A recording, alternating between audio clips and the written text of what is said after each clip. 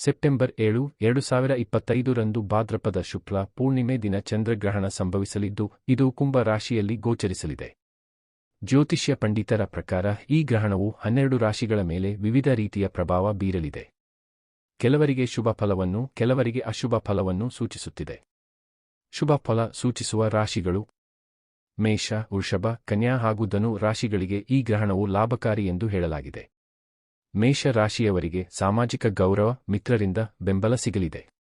ವೃಷಭ ರಾಶಿಯವರು ಕುಟುಂಬ ಜೀವನದಲ್ಲಿ ಸಮಾಧಾನ ಅನುಭವಿಸಲಿದ್ದಾರೆ.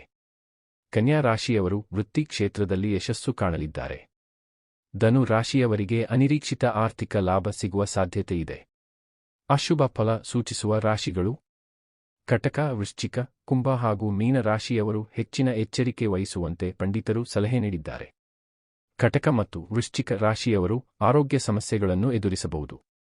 ಮೀನ ರಾಶಿಯವರು ಹಣಕಾಸಿನ ಅಸ್ಥಿರತೆಯಿಂದ ಬಳಲಬಹುದು. ಕುಂಭ ರಾಶಿಯವರಿಗಂತೂ ಗಾಢ ಮನೋಕಳವಳ ಉಂಟಾಗುವ ಸೂಚನೆಯಿದೆ.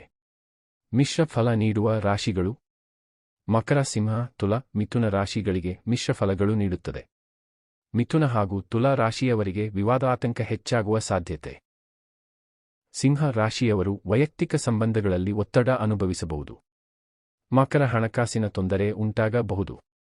ಹಾಗೂ ಶತಭೀಷ ನಕ್ಷತ್ರ ಹಾಗೂ ಪೂರ್ವಭದ್ರ ನಕ್ಷತ್ರದವರು ಕುಂಭ ಹಾಗೂ ಮೀನ ರಾಶಿಯವರು ಗ್ರಹಣ ಶಾಂತಿ ಮಾಡಿಸಿಕೊಳ್ಳಬೇಕು.